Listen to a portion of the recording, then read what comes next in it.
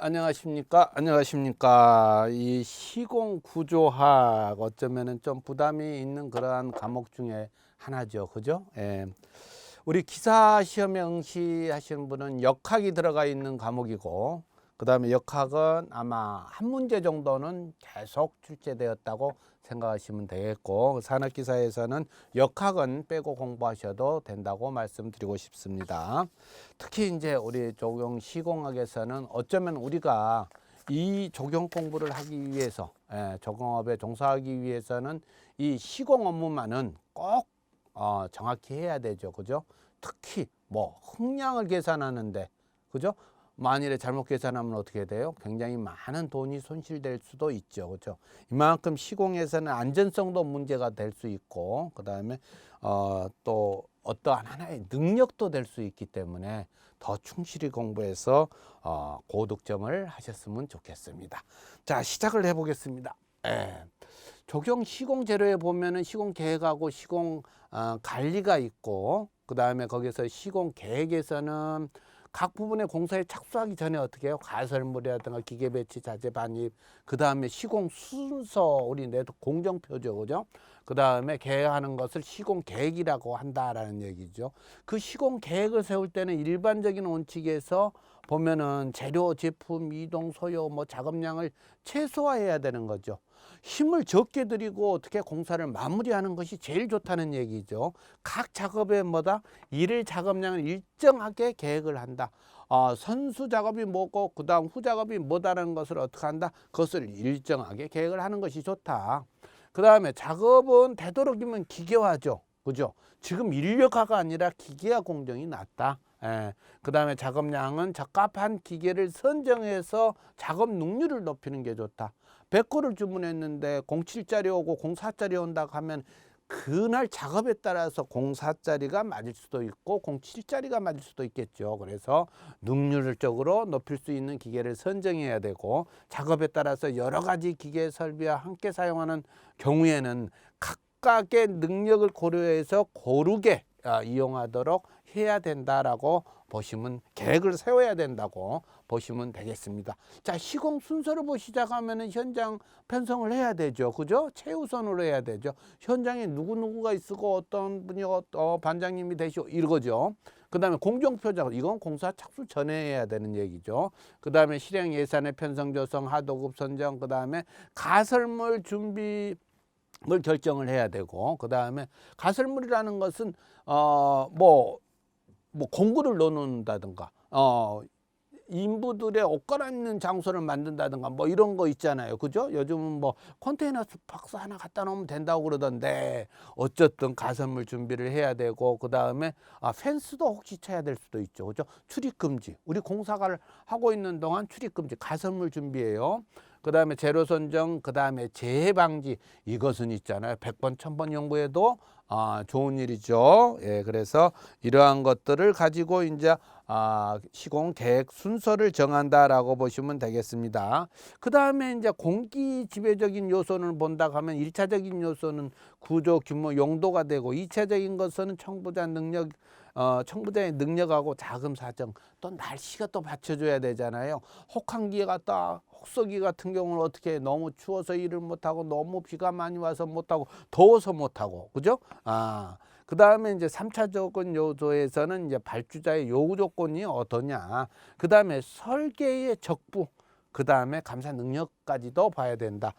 요구 조건이 너무 정밀하다, 설계 조건이 너무 불확실하다, 이러한 것은 있어서는 안 되겠다. 거기에 대한 대비책을 세워야 되겠다, 이렇게 보시면 되겠죠.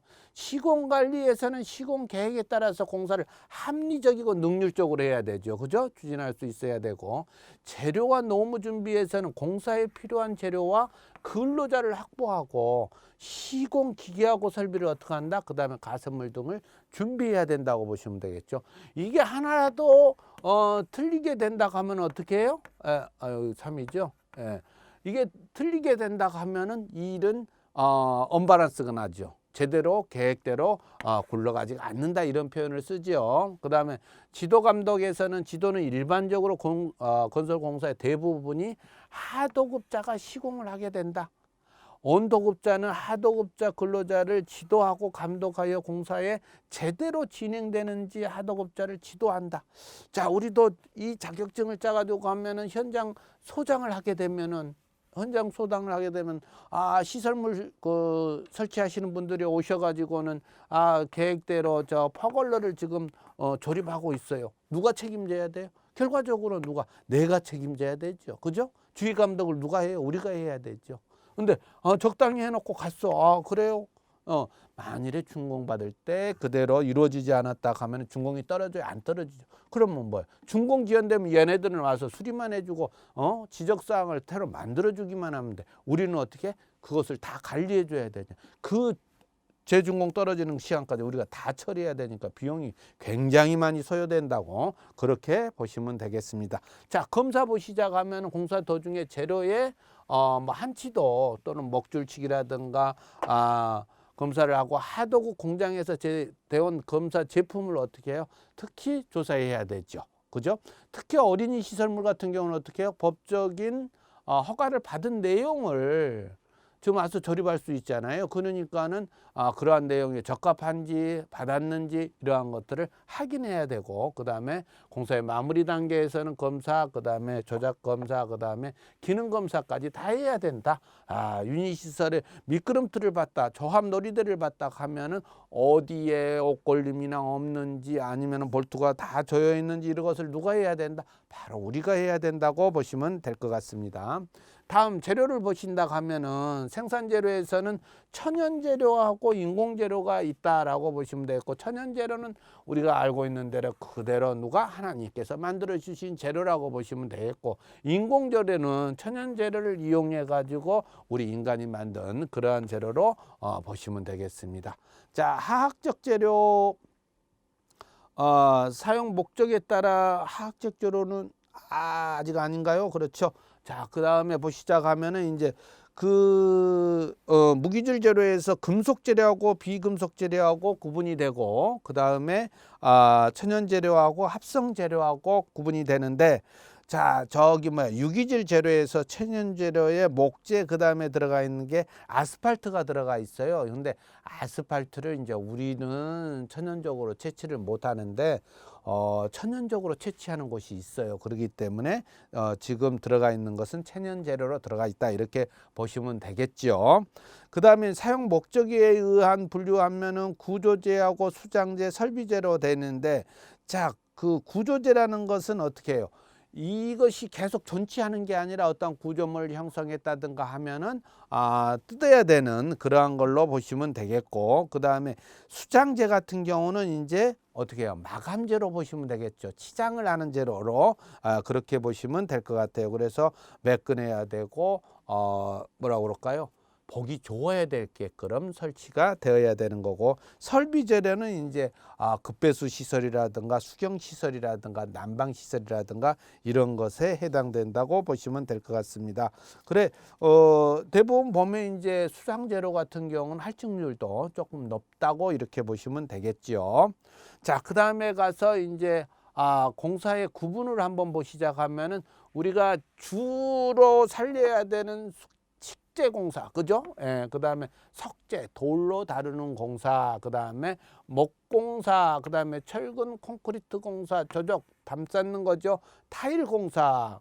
자, 방수공사, 금속이라든가 미장공사, 포장공사, 수경시설 있죠. 수경공사도 있고, 수장공사, 설비공사나 환경생태보건공사도 우리가 할 수 있다는 것을 꼭 잊지 말으셔야 되겠죠. 예. 자, 산업 규격으로 본다 하면 우리는 산업 표준 기준이 되는 것을 나라마다 규정이 좀 틀리죠. 우리는 어떻게 한다? 국제표준기구 IS에 설립된 국제적인 규격을 통일하고 있고, 한국에서는 61년부터 어떻게 한다? 산업표준화를 제정해 가지고 옛날에는 공업표준화라고 그랬죠. 근거를 해서 KS 활용을 하고 있다, 이렇게 보시면 되겠습니다. 자, 한 예를 들을게요. 우리 유니 시설 그네를 설치했는데 거기 기둥이 뭐예요? 스테인리스잖아요. 대부분 보면 목재로 쓸 수도 있고, 그런데 스테인리스를 저는 아무 생각이 없었어요. 근데 나중에 알고 봤더니 KS 제품이 아니었어. 왜? 그러니까 준공할 때 보니까는 이거 KS 제품이 아니라서 다시 해야 됩니다. 이런 판정이 나왔단 말이죠. 그러면 어떻게 해요? 굉장히 어려운 난처한 일이 생기죠. 그러니까 우리가 지휘 감독을 잘해야 된다고 생각하면 되고, 분류 기호가 있어요. 그래서 우리 뭐 기계 쭉 나가서 화학 제품, 의학 제품 이렇게 해서 분류되고 있다라고 하는데, 이것이 우리하고 무슨 상관이 있느냐 하지만은 시험에 가끔씩 아주 가끔씩 출제되니까는 관심 있게 봐주셔야 되고, 그 다음에 이제 더 뭐한 것은 건설, 우리가 건설에 관한, 건축에 관한 자격증이다 보니까는 건설에 대한 재료도 어떻게 한다? 관련 사항도 나와 있다고 보시면 되겠고, 그 다음에 한국에서는 ISO 9000 시리즈가 나오죠. 이거 품질 관리 쪽으로 보시면 될 것 같아요. 그래서 국제기구, 그 다음에 한국기구, 미국, 그 다음에 이렇게 있다라고만 기억하시면 되겠습니다. 이것이 큰 문제는 아니죠. 그렇죠? 우리는 KS를 사용하고 있다, 이렇게 기억하시면 되겠죠. 자, 그 다음에 이제 시방서. 우리는 이제 공사 시방서에 의해서, 설계도서와 시방서에 의해서 어떻게 한다? 공사를 만들어 시공을 하고 있다, 이렇게 보시면 되겠는데, 시방서의 의의는 분명히 이제 설계할 때 우리가 말씀을 드렸었죠. 공사의 설명과 설계 도면만으로 나타낼 수 없는 부분에 대해서 지침을 주는 것, 각 공사의 항목별로 여러 가지 명확하게, 건축 설계의 경우에는 설계자가 작성하고 설계도서에 첨부해야 된다라고 되어 있어요. 그러니까는 시방서는 지금 그 표준 시방서, 그죠? 표준 시방서가 있고, 그 다음에 특기 시방서가 있고, 이 두 개를 합해서 이제 공사 시방서를 만들었다는 얘기죠. 그럼 표준 시방서는 어떻게 한다? 표준 시방서는 전 시공 항목에 대해서 낱낱이 정보가 제정돼 가지고 놔뒀다고 한다 하면은, 특기 시방서는 누가? 설계자가 지금 작성을 해놨잖아요. 그 공사의 특징만을 나타내기 위해서 써놨기 때문에, 기록을 했기 때문에 우리가 참조해서 거기에 맞게끔 시공하는 것이 시공자의 의무가 되는 것이죠. 자, 시방서는 시공 조건, 규격, 허용, 보험 및 표시 등에 관한 것, 공사의 개요, 그 다음에 도면에 기재할 수 없는 공사 내용 등을 기재하고 시공상의 일반적인 주의사항을 쓴 것이다. 단위 공사에서 공사량, 입찰 방법, 입찰 금액, 경제적성을 갖다 내용은 아니다. 그러니까는 자, 여기에서 입찰에 대한 것을 저기 누구야, 설계자가 이래라 저래라 할 수 없잖아요. 그죠? 예, 그러니까 이러한 것은 빠진 상태라고 보시면 되겠어요. 다시 한번 강조하지만은 단위 공사량에서 입찰 방법이나 입찰 금액, 경제성에 대해서는 기재하는 내용이 아니다예요. 시방서에서는. 예, 시험에 나왔으니까는 추가시켰겠죠. 그 다음에 이제 시방서의 종류 한번 보시자고 하면, 표준 시방서, 특기 시방서, 방금 전에 제가 설명을 했는데, 이것은 이제 건설학회에서, 그래서 정부에서 지정을 했다고 하면은, 특기 시방서에서는 특수재료, 특수공법 등에 대한 설계자의 시방서를 작성한다. 이 공원에는 어떻다? 내가 설계를 했고 내가 이러한 특색이 있는 것을 집어넣어놨으니 시공자는 어떡하라? 그렇게 시공을 하라는 얘기로 보시면 될 것 같습니다. 그래, 이제 밑에 우리 한번 더 보시자고 하면은, 시방서 종류는, 우리나라 시방서는 건설기술 관리법 시행규칙에 근거해 가지고 표준 시방서, 전문 시방서 또는 공사 시방서로 분류된다 해서, 자, 표준 시방서, 전문 시방서 설명을 했고, 그 다음에 공사 시방서는 건설 공사의 계약을 포함한 설계 기준을 말하고, 표준 시방서와 전문 시방서를 기본적으로 작성을 하되, 예, 공사의 특성이나 지역 여건, 공사의 방법을 고려해서 기본 설계와 실시 설계의 구체적인 표현할 수 없는 내용을 공사 수행을 위해서 시공 방법, 자재, 그 다음에 규격 등 품질 사항을 검사, 품질 안전, 그 다음에 환경관리 등에 관한 사항을 기술한다, 이렇게 보시면 될 것 같죠. 그러니까 누구를 위해서 써져 있냐면은, 우리를 터치하기 위해서 써져 있는 게 아니고, 뭐라? 어디 갔어요? 공사 시방서.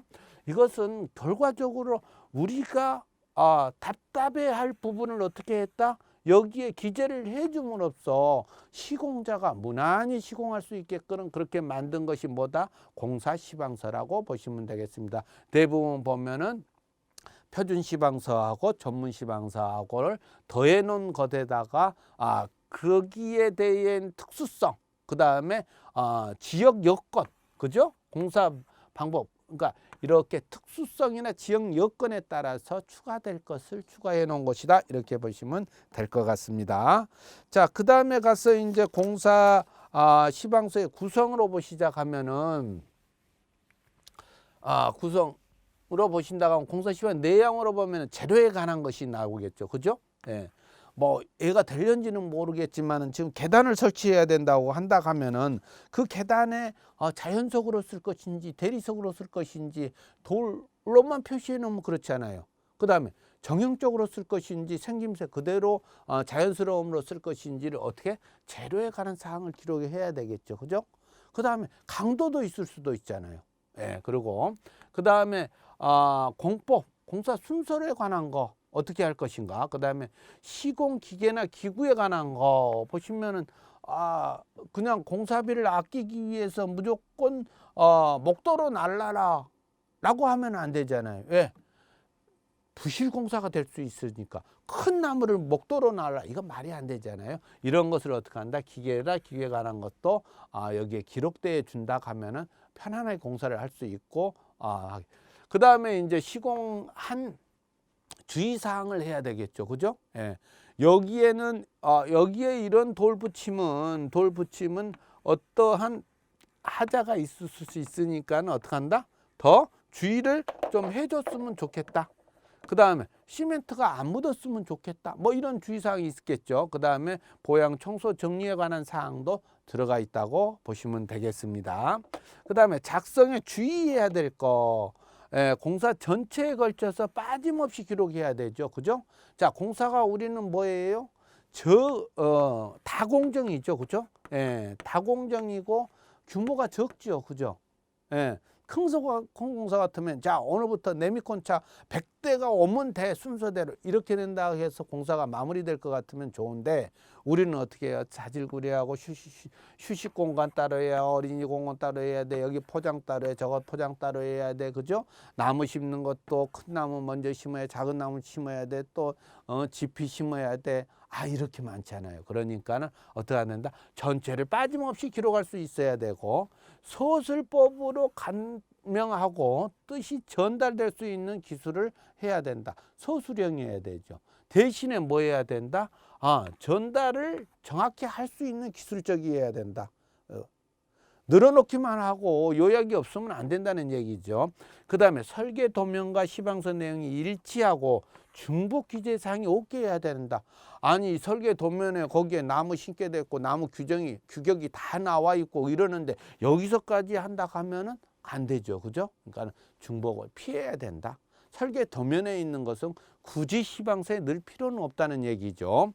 그 다음에 재료의 품질의 명확한 규정이고 그 지정을 신중하게 기재를 해야 된다고 보시면 될 것 같습니다. 불충분한 설계 도면의 부분을 충실히 보충하고 설명하는 것이 시방서다. 그리고 이 시방서는 우리 그 시공자에게는 시공을 하는데 도움을 주는 그러한 서류로 생각을 해야지 다르게 생각할 필요가 없는 거죠, 그죠?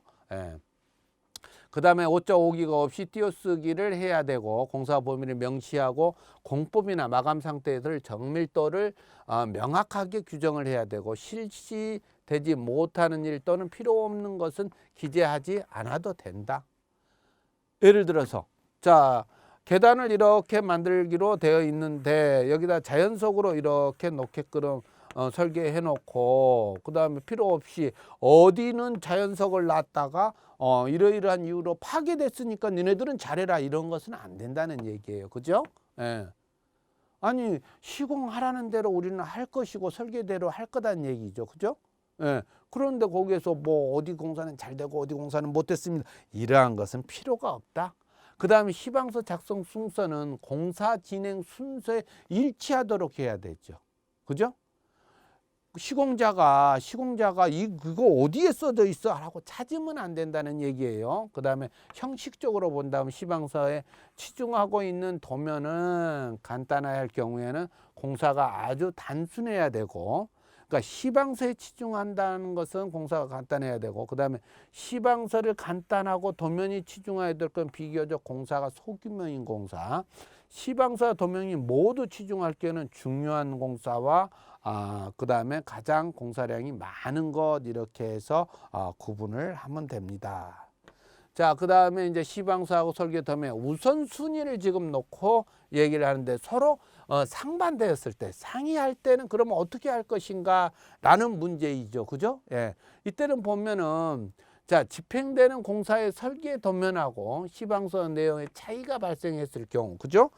차이가 발생했을 경우, 상호 보완 효과를 지니는데 계약으로 그 적용이 우선을 정하지 않을 경우, 예, 계약서를 할 때 무조건 설계 도면을 우선으로 한다, 또는 시방서를 우선으로 한다, 특기 시방서를 우선으로 한다, 표준 시방서는 우선으로 한다라고 정하지 않았을 경우에는 적용 순서는 현장 설명서, 그 다음에 공사 시방서, 그 다음에 설계 도면 표준 시방서, 그 다음에 물량 내력서, 뭐 할 경우에는 어떻게 한다? 발주자에게 지시에 따라서 규정하도록 한다, 이렇게 되어 있어요.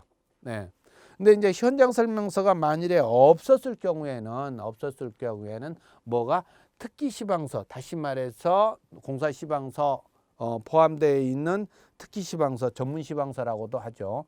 이것이 대표적으로 제일 우선시한다. 그것은 이제 설계자의 의도를 어떻게 한다? 최대한 반영하기 위해서 정한 것으로 보시면 되겠죠. 그죠? 근데 이제 합리적인 것으로 하기 위하다고 보시면 되겠습니다.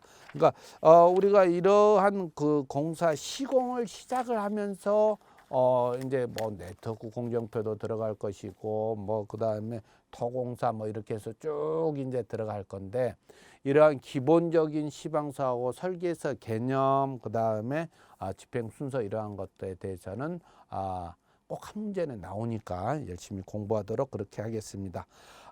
적용 시공 구조학 첫 번째 시간 강의를 여기서 마치도록 하겠습니다. 수고하셨습니다.